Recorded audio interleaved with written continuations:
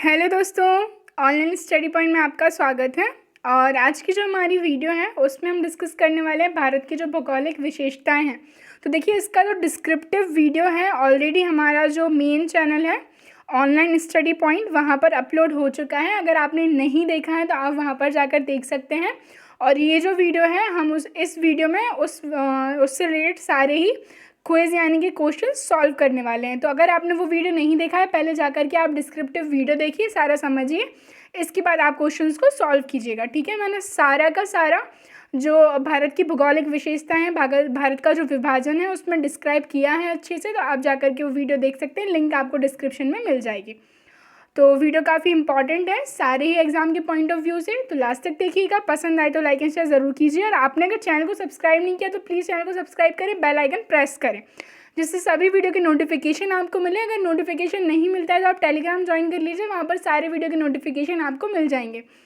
कुछ क्वेरीज आई थी, कुछ कमेंट्स आई थी कि मैम एक ही सीरीज़ है तो एक ही चैनल पर होना चाहिए। तो देखिए, अलग अलग चैनल पर करने का मीनिंग ये है कि यूट्यूब जो है सारे वीडियोस की नोटिफिकेशन नहीं देता।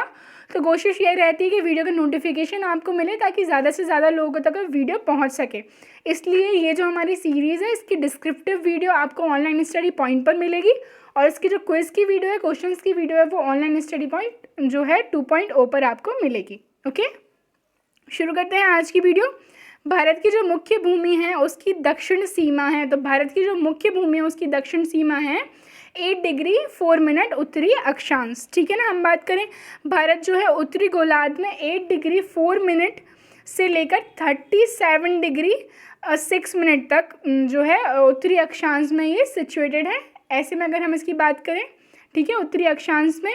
और इसके बाद अगर हम बात करें कि जो इसका देशांतर में जो इसकी सिचुएशन है, लोकेशन है, तो वो 68 डिग्री 7 मिनट से लेकर 97 डिग्री 25 मिनट पूर्वी देशांतर। ठीक है ना, ये ऐसे में बात हो रही है और अभी जो हमने बात की थी वो ऐसे बात थी। ठीक है, अगर आपने पहले आप वीडियो देखिए, आपको ये सारी चीज़ें वहाँ जाकर क्लैरिफाई हो जाएंगी। भारतीय मानक समय आधारित है, तो हमारी जो इंडियन स्टैंडर्ड टाइम जो है, ठीक है ना, IST जो है वो 28 डिग्री एंड 30 मिनट जो है पूर्वी देशांतर पर सिचुएटेड है। ठीक है, जो कि यूपी के इलाहाबाद से यानी कि प्रयागराज से ये होकर गुजरती है। ठीक है, और जो मेन जो है 0 डिग्री लाइन जो है ग्रीनविच प्राइम मेरिडियन, तो यूके में जो यूके से ये निकलती है।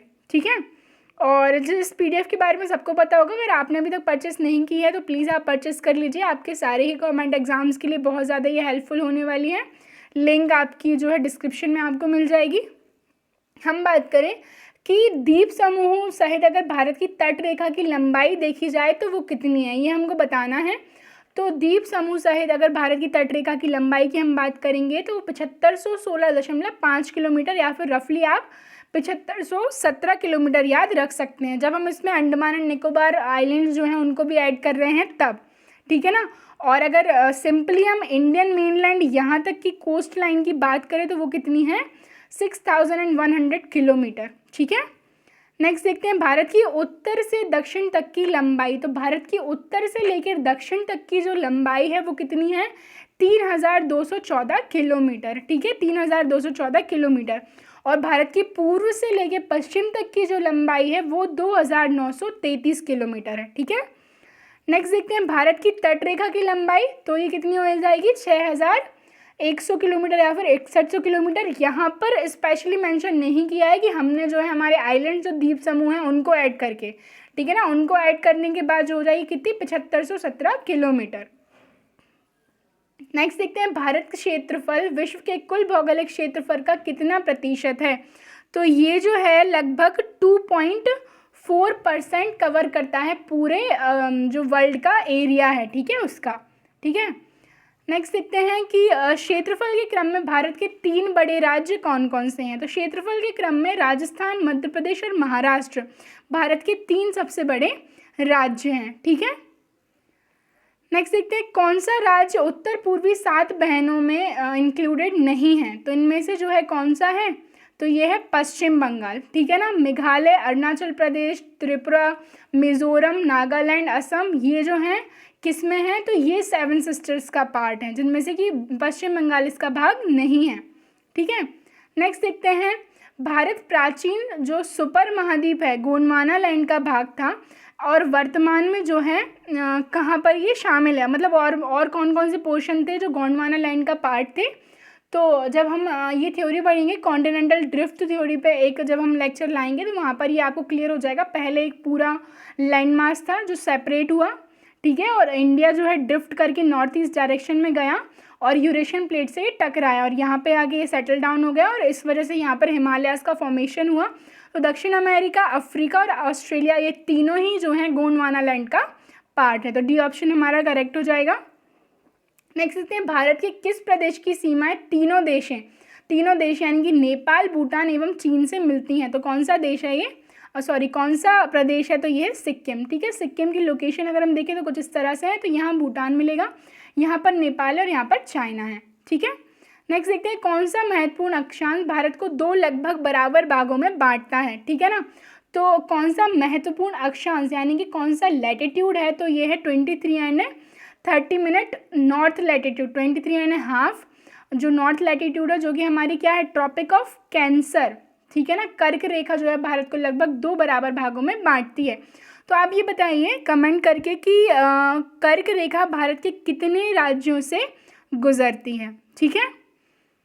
नेक्स्ट हम बात करें कि भारत का सुदूर पश्चिम बिंदु है, तो भारत का जो पश्चिमतम बिंदु की अगर हम बात करें तो ये कहाँ पर होगा, गुजरात में है।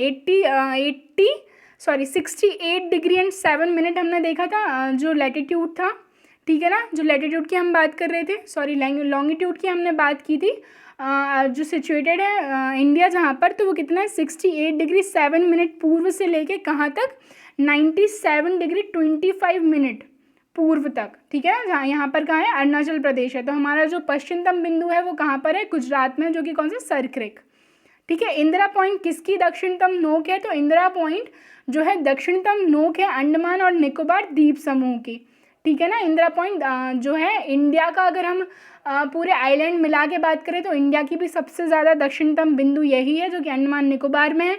और अगर हम आइलैंड नहीं मिलाते हैं, मेनलैंड की बात करते हैं, तो केप कैमरन है, ठीक है। नेक्स्ट देखते हैं, निम्नलिखित राज्यों को क्षेत्रफल के अनुसार जो है हमें रखना है, तो क्षेत्रफल के अनुसार कौन कौन से होंगे, तो सबसे बड़ा है राजस्थान, ठीक है। फिर इसके बाद आता है सेकंड नंबर में मध्य प्रदेश, फिर आता है महाराष्ट्र और फिर आता है उत्तर प्रदेश, ठीक है। तो ये हमारा सी ऑप्शन करेक्ट हो जाएगा। नेक्स्ट देखते हैं, भारत की सबसे बड़ी सुरंग जवाहर सुरंग किस राज्य में है, तो जवाहर सुरंग जो है वो कहाँ पर है, अब राज्य नहीं रहा, यूटी बन गया है, जम्मू एंड कश्मीर, और जम्मू से श्रीनगर जाने का ये एक हम बात करें मुख्य रास्ता है, ठीक है ना। जवाहर सुरंग जो बनिहाल पास है वो जो है जम्मू से श्रीनगर जाने का एक मुख्य रास्ता है और यहीं पर क्या सिचुएटेड है, तो जवाहर सुरंग यहाँ पर सिचुएटेड है। नेक्स्ट देखते हैं, निम्नलिखित में से भारत की सुदूर दक्षिण भौगोलिक इकाई कौन सी है, ठीक है। तो इनमें से हमें बताना है कि सबसे दक्षिणतम की बात करें तो कौन सी है, तो अभी हमने बात की थी इंदिरा पॉइंट जो कि कहाँ पर, अंडमान एंड निकोबार द्वीप समूह पर सिचुएटेड है, ठीक है। और मेनलैंड की अगर बात करेंगे तो कन्याकुमारी में केप कैमरन। नेक्स्ट देखते हैं, भारत की मुख्य भूमि की दक्षिणतम नोक कौन सी है, तो केप कैमरन, ठीक है। भारत के निम्नलिखित राज्यों में से उन्हें पहचानिए जहां से कर्क रेखा गुजरती है, तो उन्हें पश्चिम से पूर्व की ओर हमें लगाना है। तो कर्क रेखा कहाँ कहाँ से गुजरती है, अभी मैंने आपको बोला, तो पश्चिम से पूर्व की ओर अगर हम लगाएं, ठीक है, पूर्व से पश्चिम की ओर अगर हम उनको लगाएं तो सबसे पहले है आपका वेस्ट बंगाल यानी कि पश्चिम बंगाल, फिर इसके बाद है झारखंड, फिर इसके बाद आएगा छत्तीसगढ़, ठीक है, फिर इसके बाद आएगा मध्य प्रदेश और फिर इसके बाद आएगा गुजरात, ठीक है ना। उत्तर प्रदेश और बिहार इसमें इंक्लूडेड नहीं है, आपको याद रखना है, ठीक है। तो बी वाला ऑप्शन हमारा करेक्ट हो जाएगा। सबसे पहले पश्चिम बंगाल, फिर झारखंड, फिर आता है छत्तीसगढ़, फिर आता है मध्य प्रदेश और फिर आता है गुजरात। नेक्स्ट देखते हैं, कौन से देश पाक जलडमरू मध्य से जुड़े हैं, तो भारत और श्रीलंका के बीच में जो है स्ट्रेट है जलडमरू मध्य या फिर जल संधि है, कौन सी, पाक स्ट्रेट। राज्य समूह जिनसे मणिपुर की सीमाएं लगी हुई हैं, तो कौन कौन से राज्यों के समूह हैं जिनसे मणिपुर की सीमा लगती है, तो नागालैंड, असम और मिजोरम, ठीक है। नेक्स्ट देखते हैं, भारत और पाकिस्तान के बीच की सीमा का निर्धारण किसने किया, तो भारत और पाकिस्तान के बीच की जो सीमा है इसका निर्धारण किया गया था सर सिरिल जॉन रैडक्लिफ ने, ठीक है ना। इसलिए इस लाइन को क्या बोला जाता है, रैडक्लिफ लाइन बोला जाता है, जो कि 15 अगस्त 1947 को निर्धारित की गई थी। नेक्स्ट देखते हैं, निम्नलिखित राज्यों में से कौन सा राज्य 3 तरफ से बांग्लादेश से घिरा हुआ है। तो कौन सा राज्य है जो 3 तरफ से बांग्लादेश से घिरा हुआ है, तो ये है त्रिपुरा। ठीक है। नेक्स्ट देखते हैं, अरावली एवं विंध्य श्रृंखलाओं के मध्य कौन सा पठार स्थित है। तो अरावली और विंध्य जो श्रृंखलाएं हैं इनके बीच में मालवा का पठार यानी कि मालवा का प्लेट्यू जो है सिचुएटेड है। सिलवासा राजधानी है, तो सिलवासा जो है किसकी कैपिटल है, तो देखिए दादर एवं नागर हवेली के। लेकिन आपको अगर पता हो कि अब जो है इनको मर्ज कर दिया गया है, दमन एंड दीव और दादर और नागर हवेली को मर्ज कर दिया गया है। ठीक है, अब आप कमेंट सेक्शन में बताइए इनकी जो नई कैपिटल है वो क्या है, या फिर इनकी जो कैपिटल है मर्जर के बाद वो क्या है।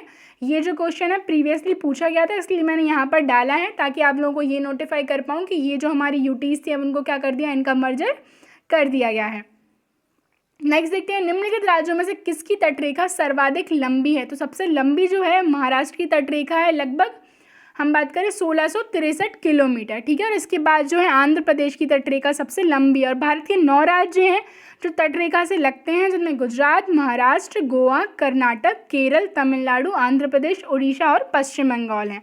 ठीक है, उत्तर भारत में उप हिमालय क्षेत्र के सहारे फैले समतल मैदान को क्या कहा जाता है। तो वो समतल मैदान जो उत्तर भारत में फैले हुए हैं, ठीक है ना, समतल मैदान, उनको क्या कहा जाता है, भाबर कहा जाता है। मैंने वीडियो में एलैबोरेटली डिस्कस किया है तराई, दून, जो खादर हैं इन सबको। और जो अब हमारी नेक्स्ट वीडियोस आएंगी, हम पार्ट वाइज जो है सारा कुछ जो इंडिया का फिजिकल डिवीजन है उसको कवर करेंगे, तो ये सब कुछ आपका वहाँ पे कवर अप हो जाएगा। नेक्स्ट देखते हैं, कौरी क्रीक जिस पर स्थित है, ठीक है ना, कौरी निवेशिका जो जहाँ सिचुएटेड है, तो वह कहाँ पर है, कच्छ की जो लिटिल रन है गुजरात में, वहाँ पर। नेक्स्ट देखते हैं, निम्नलिखित भारतीय राज्यों का उनके निर्माण के अनुसार जो है कलानुक्रम बनाएं तथा अंत में दिए गए कूटों का प्रयोग करते हुए सही उत्तर का चयन करें। तो सही उत्तर का जो चयन होगा सबसे पहले कौन सा होगा, सिक्किम। ठीक है, फिर इसके बाद अरुणाचल प्रदेश, फिर इसके बाद छत्तीसगढ़ और फिर इसके बाद झारखंड। ठीक है, तो बी ऑप्शन जो है हमारा करेक्ट हो जाएगा। नेक्स्ट देखते हैं, भारत का लगभग 30% क्षेत्र 3 राज्यों में समाहित है। तो यानी कि जो हमारे 3 बड़े बड़े राज्य होंगे वही होंगे राजस्थान, मध्य प्रदेश एवं महाराष्ट्र। नेक्स्ट देखते हैं, पश्चिमी घाट हैं। तो अभी पश्चिमी घाट के बारे में हम और अच्छे से डिस्कस करेंगे। ठीक है ना, तो पश्चिमी घाट जो है क्या है, पठारों के कगार हैं ये। ठीक है, पठारों के जो कगार हैं वो क्या है, पश्चिमी घाट। तो ये थी हमारी आज की क्विज़ वाली वीडियो, और इसमें जितने भी क्वेश्चन थे उन सबको मैं ऑलरेडी डिस्क्रिप्टिव वीडियो में अच्छे से डिस्कस कर चुकी हूँ। आपने वीडियो नहीं देखी है तो जाकर के वो वीडियो आप देख सकते हैं। Thank you.